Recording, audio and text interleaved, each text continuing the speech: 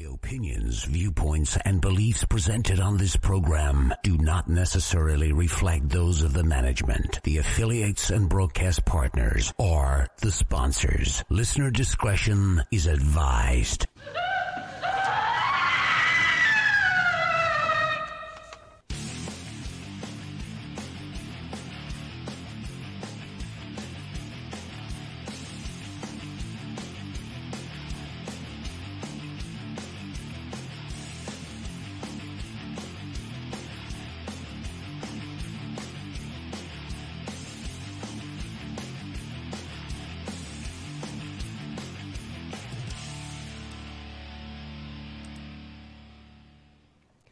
And welcome back, everybody, to part deuce of Scarefest Radio for January 18th, 2019. This hour, we will be joined by Michelle Wagner.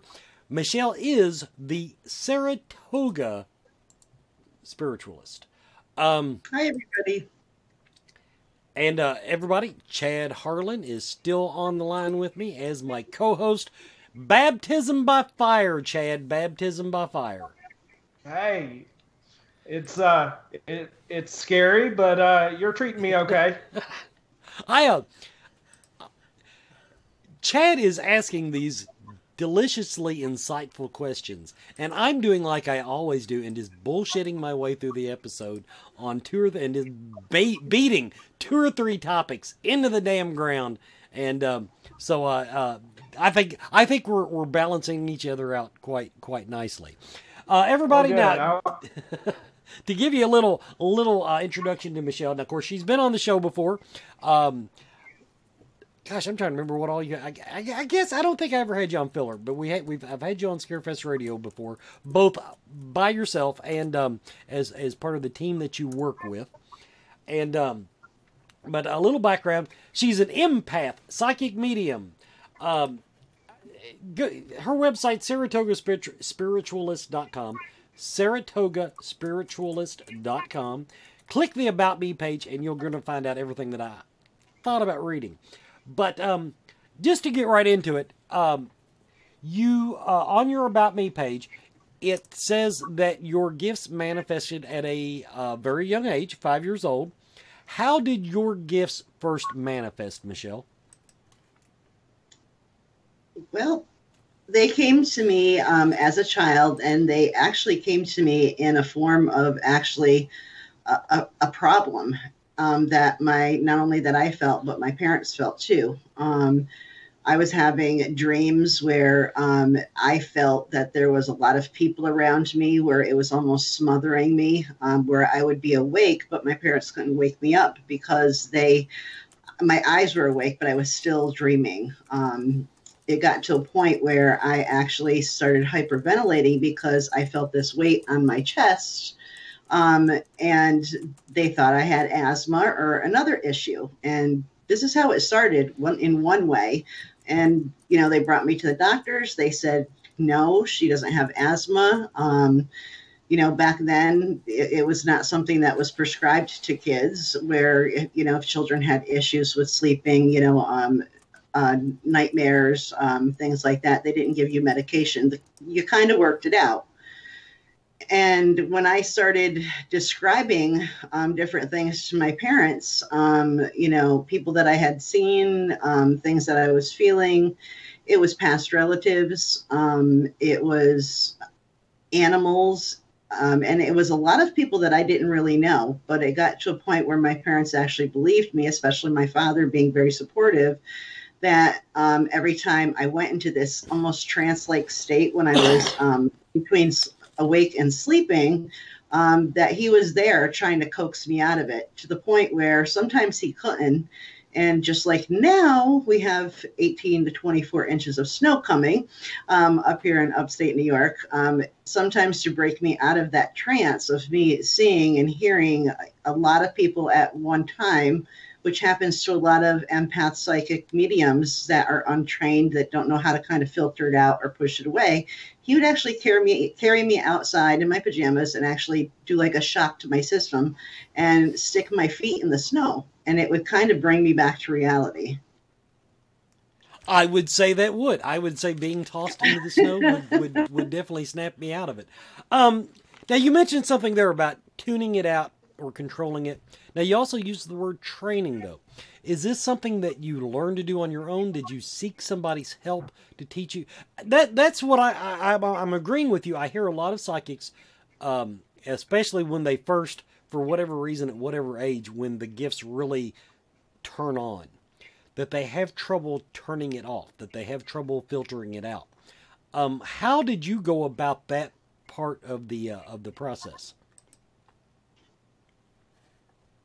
Going through that part of the process was a lot of talking to people and talking to somebody that you trust, not somebody who you think that they're going to think you're crazy about saying that you hear things, that you feel things when you walk into a building. At a young age, my grandmother, who also experienced some of this, and also my father, who had very, very good instincts on things, they both wrote things down for me in a notebook, in just the old composition notebooks. And having that to look back to at a later age on what my parents helped me with, what my family helped me with, helped me to develop it, because I've found a lot of people that do have gifts at a younger age.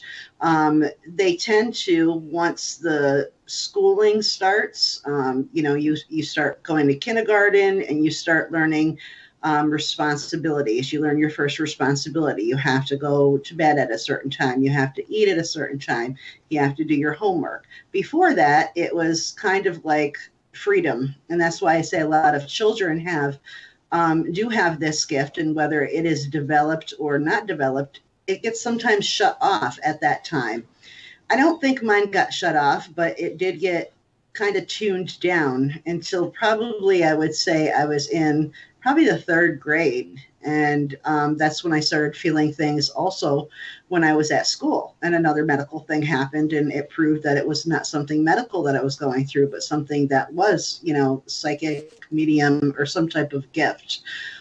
Tuning it down or turning it off is something that does take a lot of practice. It is something that you can accomplish it. When I mentor people, I tell everybody my technique and the way I teach people are similar, but you can't teach the same, every person the same way, because every single person feels things, experiences things in a different way than another person.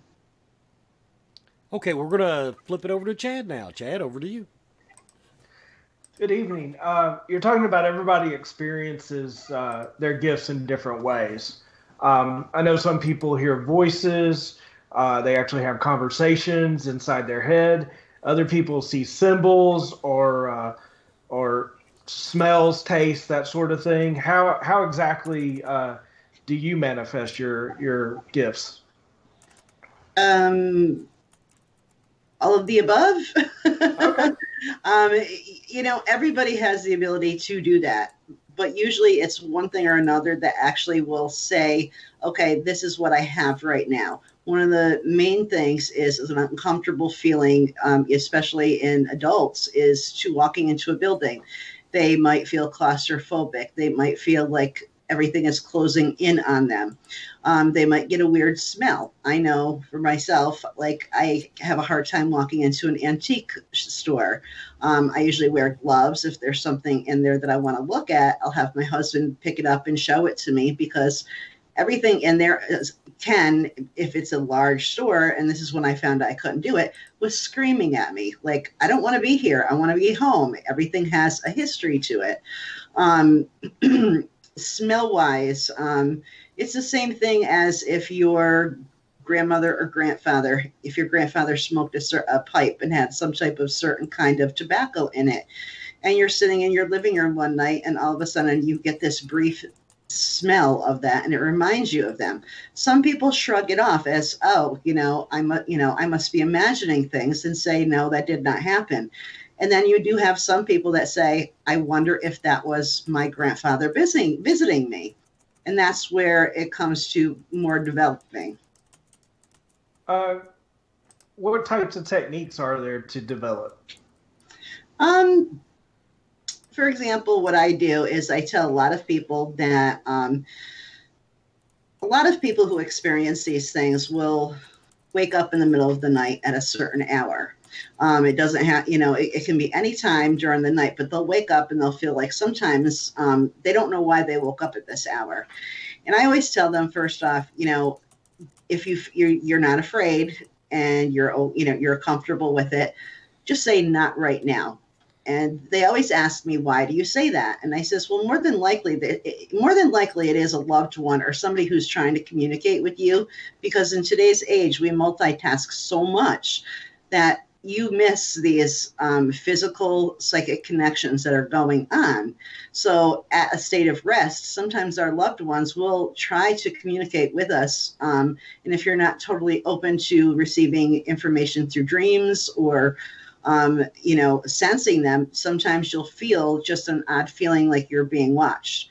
So what I tell them to do is to recognize them, because a lot of people say, I just sit there and I look around the room, and I laugh at them and I say, listen, if your loved one wasn't a psychic or a medium before they pass, they're not going to gain these abilities when they die. So make sure that you give them recognition and say, hey, I know you're there, just not right now. So what I tell them is the next day or when they have time and, to sit in a room where there's no electronics, no distractions, children, animals, any kind of noise, with just a pad and a piece of paper. During that time, I tell people, depending on their religion, you can say the Lord's Prayer, you can ask a loved one to watch over you. In many different cultures, they use candles, white candles, and as a memory for people who have passed. So I tell somebody to light a white candle and say, now is the time that I'd like to communicate with you. And only do it for a short, limited time when you first start to do this, because it can be very exhausting. And as soon as you say that, start writing stuff down on this piece of paper. If there's a change of the atmosphere in a room, which people get and they don't even realize. If you're at a party and somebody walks in and you don't particularly like that person, and a couple people don't, you can feel an atmosphere change in the room. It's the same thing like that. Write that down. You felt like that. If you're sitting in a room with windows and a bird happens to come by and lands on the windowsill, you want to write that down. If you smell something, write it down. Even if it's something silly, like, you felt like a brush against your leg or a coolness in the room, write it down. Don't judge. There's plenty of time afterwards to judge, but make sure you write down everything you're feeling and seeing, smelling, hearing, and tasting. That's what they say, all your senses. Open them up for that 10 minutes. And when you're done, after that 10 minutes is done, say thank you, for communicating with me. Put the candle out and then, walk away from it. Leave it alone for a little while, because your mind is going to be working like crazy. Do look at that paper. See if the things that you felt are connected to somebody that you love that passed over, or a friend that passed over. It might not be anybody that passed over, because I do this sometimes when I do investigations with my team. I'll sit on the floor, I'll sit on a piece of furniture, and I'll just start writing stuff down. And of course, it's not going to be my loved ones there, but in a safe environment for people learning and developing their own technique, this is a safe way to do it, because you actually can try to communicate with your loved ones this way. So absolutely. So it's almost like a meditation technique. Yes and no. I tell people, I can't personally meditate because I fall asleep. So, you want to be in a state of relaxation, but especially with the candle being lit for safety.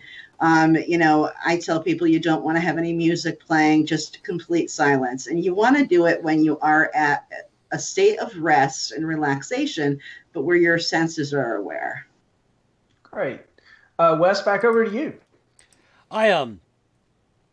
One thing you mentioned there, Michelle, you said you actually say, not right now. That's one thing I teach when I teach spiritual protection is verbalization. Yes. Make your intent clear. Say it with your voice. Say it loud and proud. But now one thing, I agree with everything you said, except, now this is why I will never be a great psychic. I absolutely live in a no-ghost zone.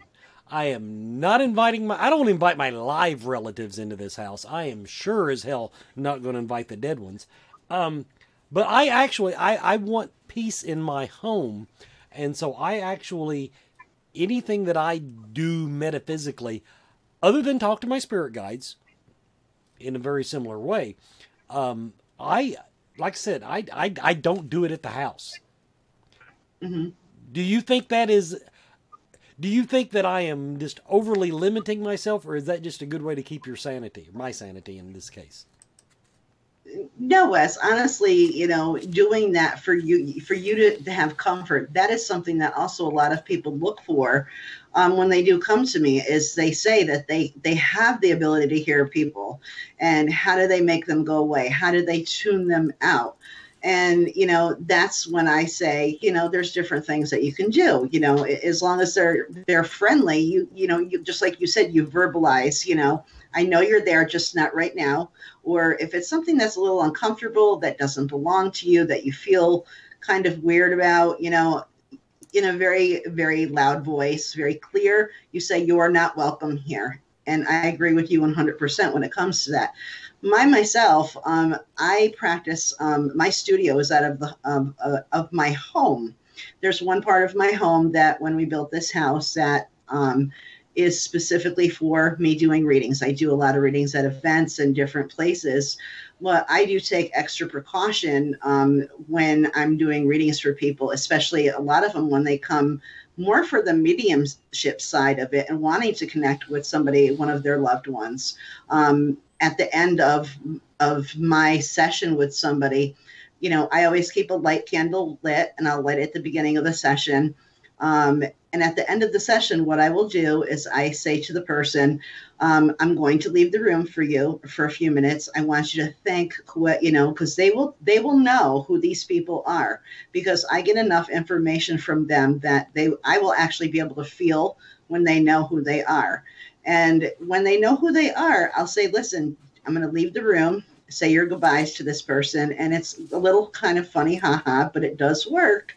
I say to them, I have a little candle snuffer, and I say, when you're ready to say your goodbyes, use the candle snuffer and put the white candle out. And I says, this is a way of ensuring that your people come home with you and don't stay with me, because I have enough people here in my own home. And it's also a way of myself. In between my readings, I burn frankincense and mirth. I tend to use that in all areas, not just my reading room and the area of the home that I read in, but I also sage my home. There's a lot of different techniques because the people that I talk to, the people that come here are all from different cultures. I can't just say, I was born and raised a Catholic, so I'm going to use holy water, frankincense, and myrrh. I have to use sage, which might be, on the Wiccan, pagan, even Strega side, which runs in my family, which is Strega witch. So I do a lot of extra work, just like you do, kind of to say, no, I don't want you to stay here with me. Hey, have you ever just walked through your house and go, I don't care where you go, but you can't stay here? Just lay it on the line and say, that's it, everybody out. I do want to, now another word you threw out there when you were talking about how you learn to use your gifts, you mentioned trust. I feel I'm poking the bear tonight for some reason. I've witnessed events over the course of the last couple of years that have not shaken my spirituality. I want to make that very clear. But they have shaken my confidence in the human condition. When you do these events, when you're around other psychics,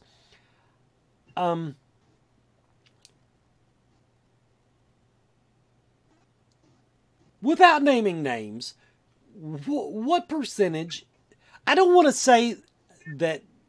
you to say how many of them you think are just totally full of themselves and completely wrong. But on average, how accurate is the typical psychic that you encounter? From the inside looking in.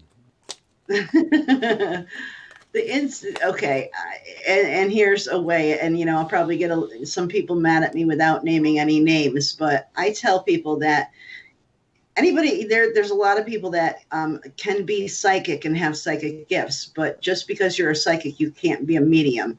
But every medium is a psychic. There is an exchange there of the things that you can do. But I also say that there are trained psychics, not somebody who is naturally born with the gifts. As well as I do, as you were talking about it with Kyle, yeah. And you were talking about how you can go online and you can get certified as a psychic medium and take a 3-week course. These 3-week courses, what they'll teach you is they'll teach you how to read body language. They'll teach you how to read movements, how to read somebody's breathing.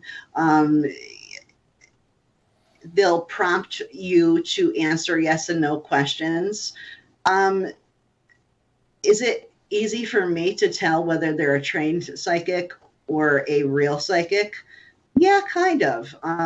Between my grandmother passing away and me finding a second psychic or a psychic medium that trained me, it took me 2 years and a lot of money going to different people and having people read me and just listening to them for an hour session. And within the first few minutes, I knew the way they were talking to me, whether they were real or they were prompting me, reading my body language. And I would be stiff as a board, not saying anything and not trying not to show any emotion. But, these are things that some people who claim to have psychic abilities are what they are trained to read. Now, can they develop gifts after doing that? Absolutely. You can read somebody by looking at them and say, hey, he's in a bad mood. Look at him. This person walks in a room and they look kind of aggravated. Does that mean you're a psychic? No, it doesn't. I assure everyone I have had absolutely zero training.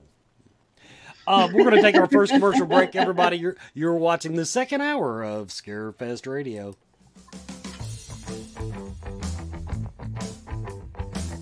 Do you feel lost in life? Do you seem to be stuck in emotions that are not yours? Is your home not the sanctuary it should be? Contact Spirit Mechanics, where they take a team approach to your metaphysical and spiritual problems. Spirit Mechanics specializes in aura cleansing, stone attunement, attachment removal, and house cleansings. Spirit Mechanics tailors their approach to your individual spiritual path and needs. Find them every month at Lexington, Kentucky's Mystical Fair, mysticalfairlex.com, or on Facebook by searching Spirit Mechanics, that's MECHANIX. Spirit Mechanics, for your spiritual health and well-being.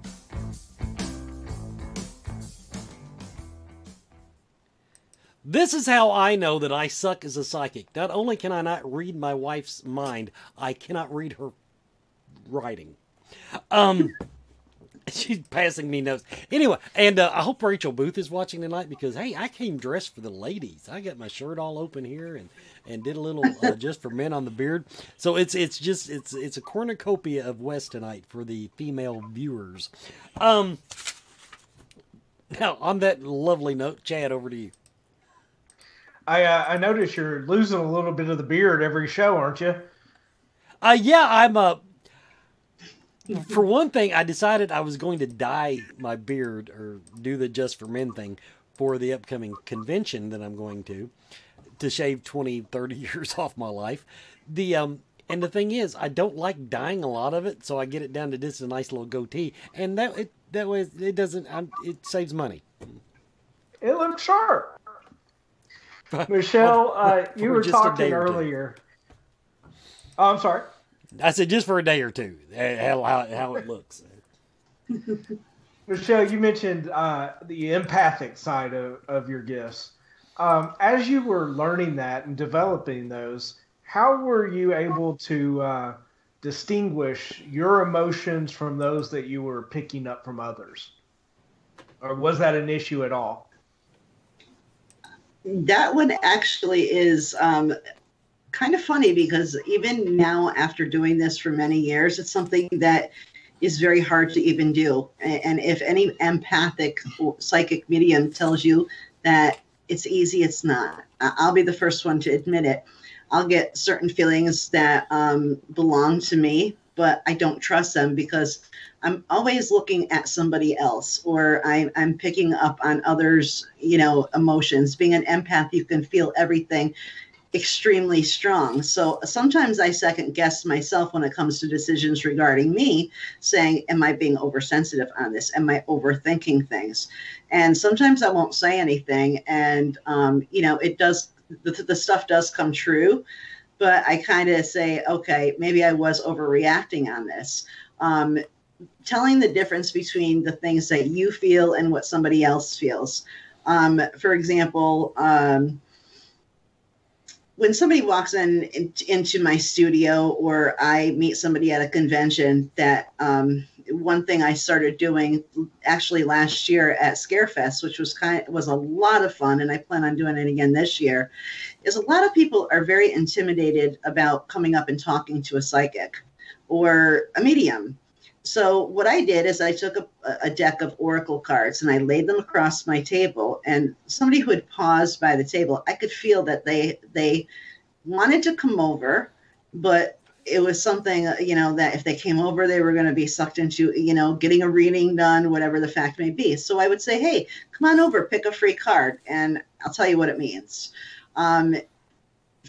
You can tell somebody's emotions when it's not something that typically belongs to you. If you feel over anxiety, if you start having a hot flash, if you have a part of your body that sometimes will often ache when you're reading a person. These are all empathic things that somebody that is an empath can pick up if they're an extreme empath. And most psychic mediums, or even just psychics themselves, do end up picking up what other people are not only feeling, but what they're sensing, their fears are, and you can take them on yourself. So what I try to do is I try to say, okay, I'm afraid of spiders and snakes, okay? And I kind of know that this person is afraid of something, but it's not something that's on this side. You got to kind of decipher between the two, of what you're feeling and what they are. And a lot of times what works for me is I will actually take somebody's hand in my own, and I'll ask them, may I have your permission to, put your hand in my own? And I call it almost like energy reading. I can pick up on the energy and so can most empaths of somebody else, because that's what you're picking up on somebody.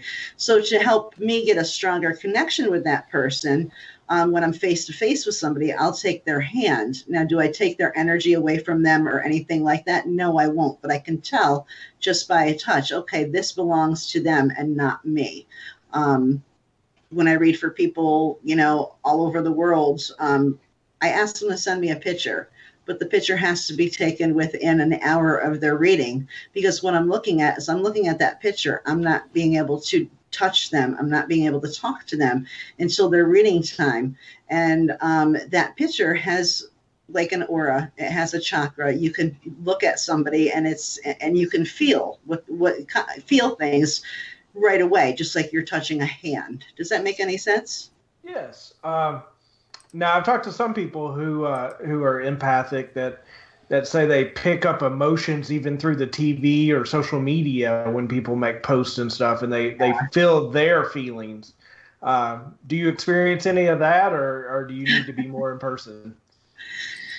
No, honestly, I forgot. It was the hurricanes that were that were going on, I believe, last year, a lot of times when there's things going on that is like mass destruction on TV in the news and stuff, I have a hard time watching that because I overfeel. I see the people, going through, losing everything, and I want to do more. And this is how far it went for me. I actually went through Red Cross emergency training to be able to go into these places and be able to help. So, that's something that I could do.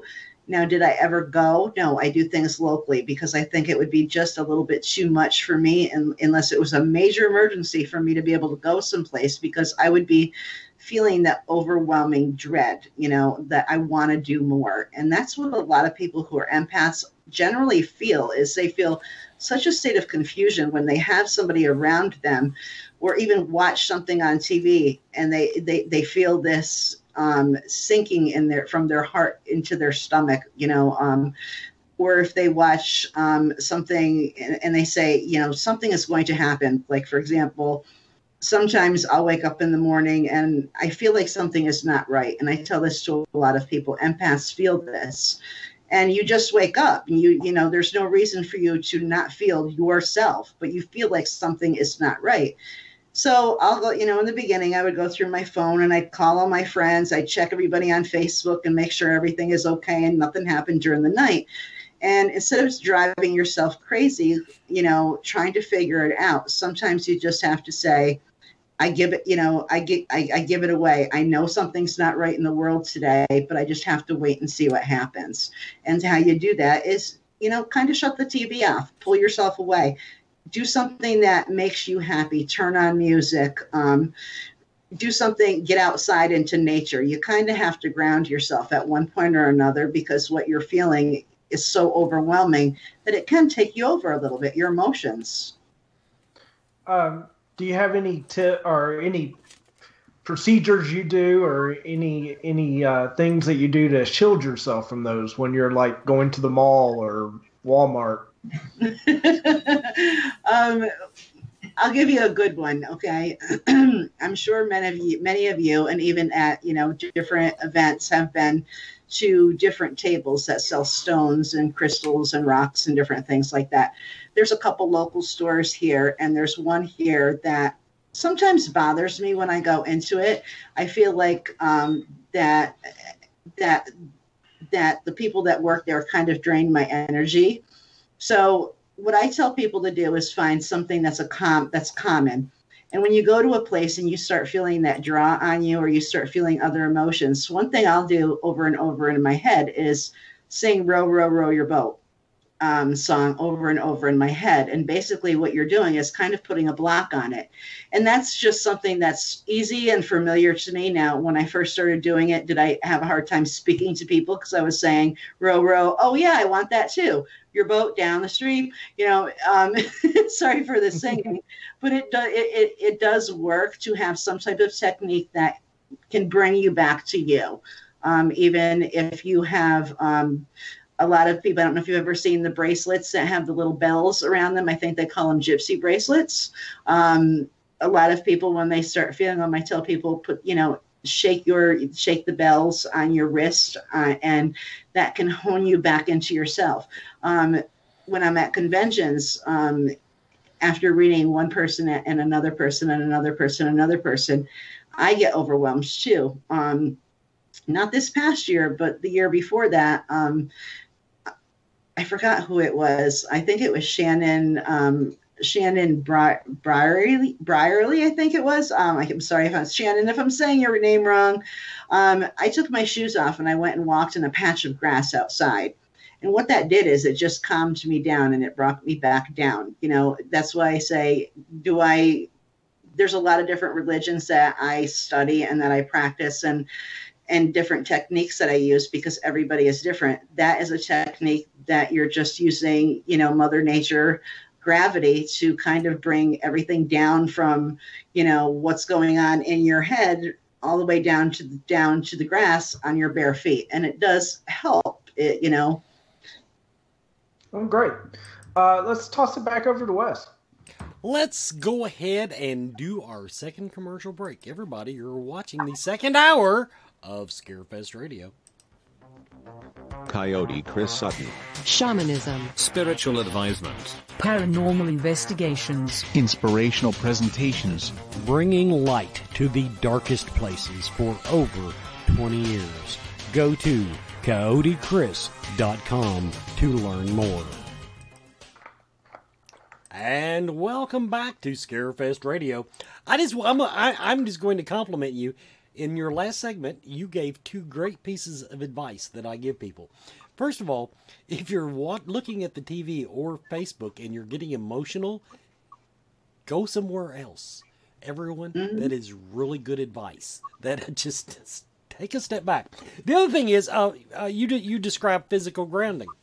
I hear a lot of people talk about, ground yourself and during a paranormal investigation, or I'm a big believer in physically grounding myself.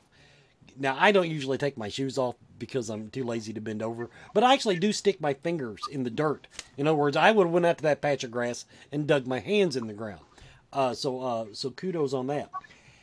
One thing that you brought up, and you mentioned you actually see it with photos, the one psychic gift that is completely out of my reach.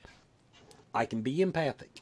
I can be clairsentient. I'm not really clairaudient to any degree, but I have no grasp on auras whatsoever.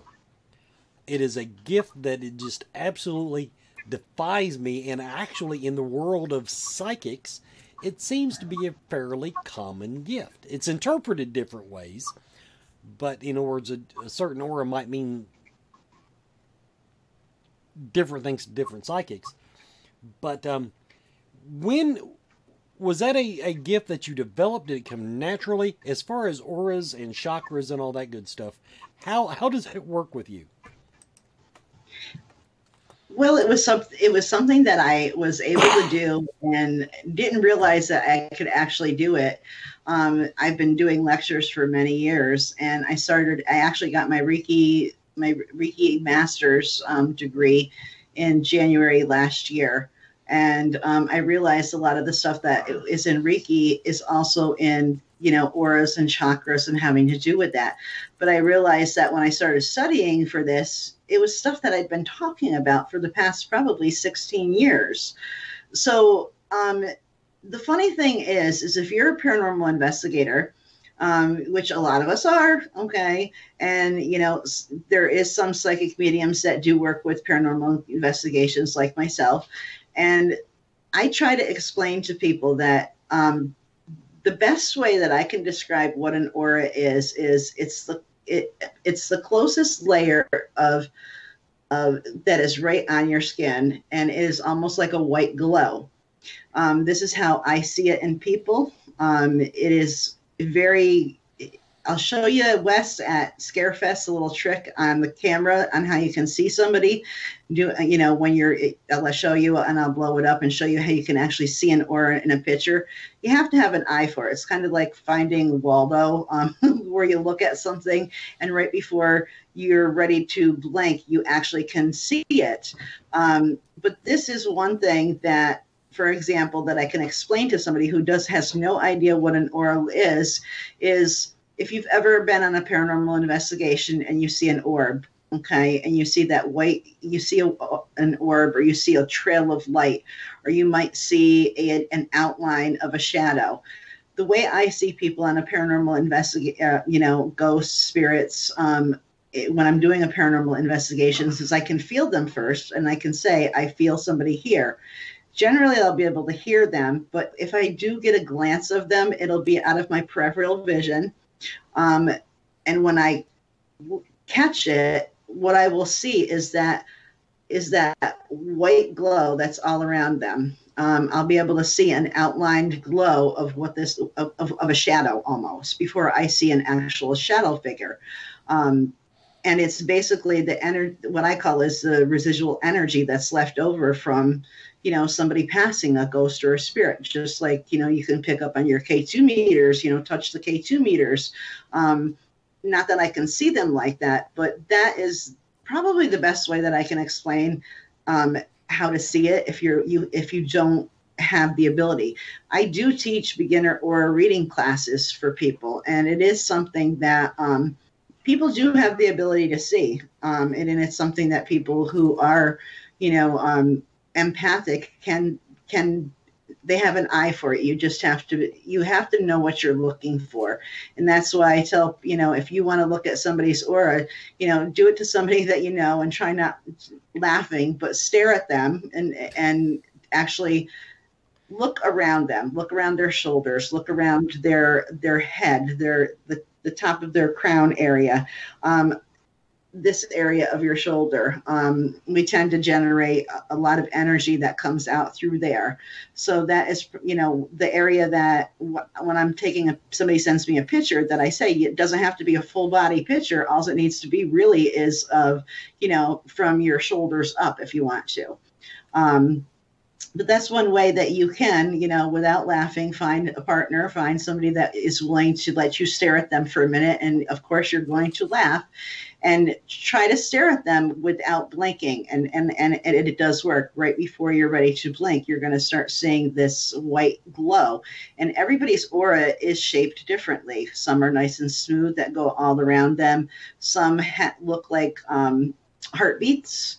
And once you're able to see that, that's the next step of learning what that aura is and what that tells you about the person when you're doing a reading on somebody. So you mostly see auras in terms of size and shape. Many people describe auras in colors. Do you experience that, or do yours mostly go back to the size and shape thing? That's actually the second thing that I see on the outside of that white line. That's the first line that that you see.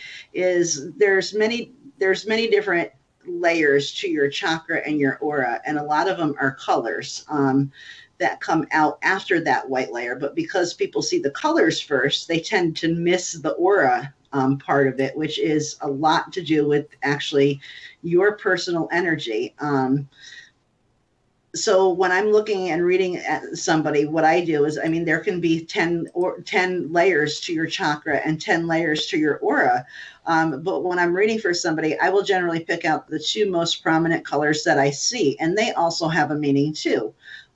Greens, for example, if they are emanating a lot around a part of your body, that tends to mean that you have some luck coming your way, which is general. Green, money, luck.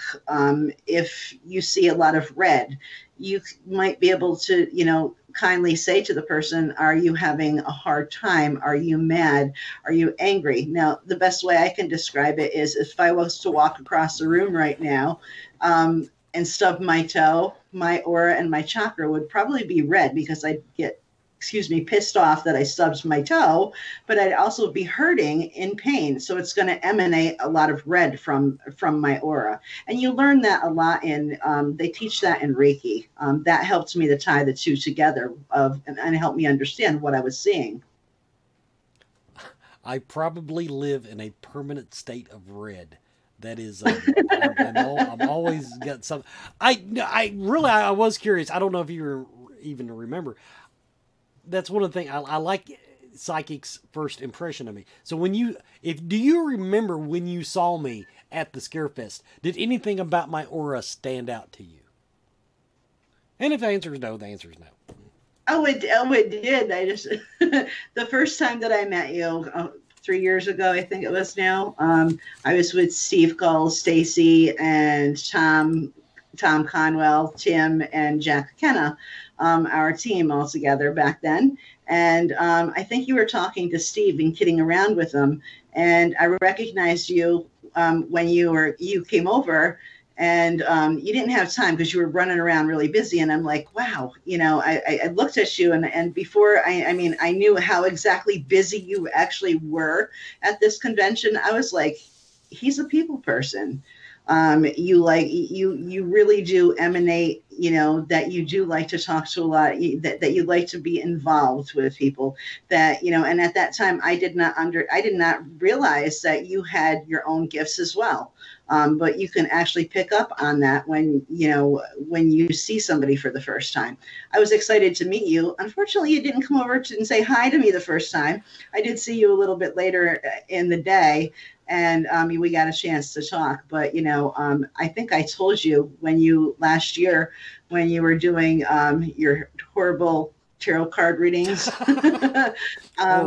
which was pretty funny because you called me over and said, come on over. And every time I went over, you were busy. But I was going to have you actually do a reading on me. Yeah, you give out a really, really great personality, fun personality. And that's what I picked up. And again, I didn't realize, that how exactly connected to Scarefest you were back then, because I guess I was a noob when it comes to Scarefest. But she might be the first person to ever describe me as a people person. That might be the first time. No, I love interacting with people. I love a person. I don't like people. But individually, I love the interaction. And if it was 3 years ago, yeah, that was probably one of the years that I was ready to pull my hair out. Matter of fact, it was. That I remember that year. Yeah, that was crazy. So, Chad, over to you. You mentioned that you're on a team. As I know you do the psychic research part.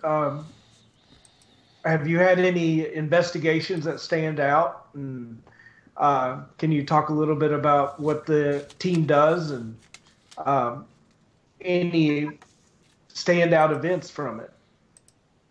The team is the Extreme Paranormal Encounters Response Team, and it is Steve Coles is the founder, Stacy Horton, myself, and Jack Kennett is also part of our team as well as having his own teams. And we brought in some new team members this year that'll be working with us, which is going to be a fun year.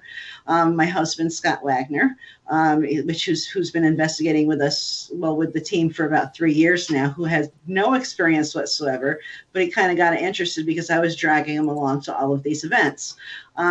We have a really great, diverse team that just when we get together, the energy is just there. We do a lot of events together. We have a great time. But when it comes to work and it comes to working with personal cases, I can tell you in the 18 years that I have been doing this kind of work, either, investigating with different teams, I finally, the extreme team, in short, I feel like that I can trust them, that I can be open 100% as a psychic with them. And finding your niche with the group is very, very important. I have worked with a couple other teams that I'm very comfortable with too, that I'll be working with a lot this year. But there was one case that I'll say within the last year or two that actually did test my faith. It scared me to pieces. And in the near future, you will actually be seeing Steve Coles and I on a TV show because our client actually submitted it to one of the shows that are going on. So you'll be able to hear all about that case actually probably sometime this year. Well, that's great. Not great that it was. No, it was scary. It was amazing. I did things that I didn't think. The way I responded to it was just very strange for me, and that's what kind of tested me, because I was like, wow, this is really. I've never dealt with anything, I should say, extremely demonic or evil, and a lot of people will say that. A lot of times you'll go on an investigation, and it's a lot of hours sitting around listening and doing nothing, and you will get the occasional case where people need their house cleansed or people need a little help talking to them, but actually finding something that needs to be cleansed or needs to have a deliverance performed or even an exorcism, they're very, in my case, they're very rare. But when you do get to experience them, some people run after they've done one and said never again. They don't want to be involved with it. You asked also, if there's anything that actually, one thing that did get me involved with wanting to work with paranormal teams as a psychic medium is the TV show finally came out in December, The Scariest Night of My Life, and it talked about a personal experience that I had, and it's happened 2 more times after that. And it tells a story about when I was about 25 years old of me experiencing a paranormal phenomenon, we'll say. And at that time, I was not doing psychic mediumship things. I was still in my development stages. So in my opinion, was I a little bit more open? Like Kyle said, I mean, no, I was not a drug user. No, I wasn't depressed. No, I wasn't, down in the dumps or anything like that. But in a way, was I open because I was still learning and, very, very empathic, very, very psychic medium? Yes, I was. That's not something they mentioned on the TV show, but, if you get a chance and you'd like to watch it, it's also something that, I'm hoping to be talking about at Scarefest this year is, the story behind the TV show, because the TV show actually was about 98% accurate, which you don't find a lot when you're telling a personal story. They try to dramatize it a lot. Are there any locations that have really stood out, or you mainly have done residential? No. Some local places that I actually love is, of course, the Hinsdale House, Clay's Hinsdale House. Rolling Hills Insane Asylum is also another one that I had some incredible EVPs where Steve Coles actually was doing a live EVP session with me. And actually, a lot of times I'm sitting there talking and nobody can hear what I'm hearing. Let's say it sounds like I'm talking to a wall or talking to nothing. And he actually caught the responses on the live EVP session and recorded them, which was really, really, gratifying to me, because it was like, wow, somebody heard what I was saying. I also had the chance this year to actually last year, right after Scarefest, believe it or not, to work with Barry Fitzgerald. I got a chance to work with Rick McCollum, Mantra, and Kyle Gibbs. We did an event out in Allensworth State Park in California. That place is absolutely amazing. We did 2 events in 2 days, but I got to spend 4 days down there. And on the property down there, it was the first African-American development, and it was supposed to be all African Americans that actually lived in this community.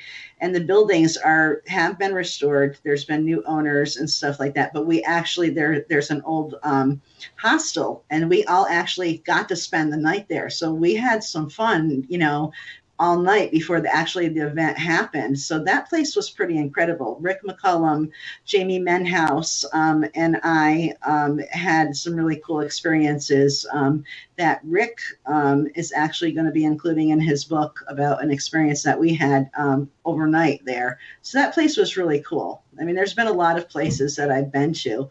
And this year I'm going to be heading back out to California and also Nevada to do some events out there with the same team. So I'm really excited about that. That sounds amazing. Back over to you, Wes. Well, everyone, we are at the end of the show. This has been our official beta test of doing two hours back to back. I think everything went just spectacular. Michelle, thank you so much for being our guest tonight. Everybody, let's give a shout out to Chad Harlan for he is now assuming he still wants a job, he will be one of our backup co-host for when we're dealing with paranormal topics. And I am Wes Forsyth. I am the host of Scarefest Radio, and I will be back every damn week. Next week, last thing, and you don't have to pull the banner up. Vet CityCon, Bowling Green, Kentucky. We're going to try to do something live from there. Me and Holly LaFavors and myself will be there. Brandon Griffith will be there. I don't know exactly what we're going to have in store for you, but we're going to try to get something on the air. Thank you, everybody, for watching tonight. Good night. Good night.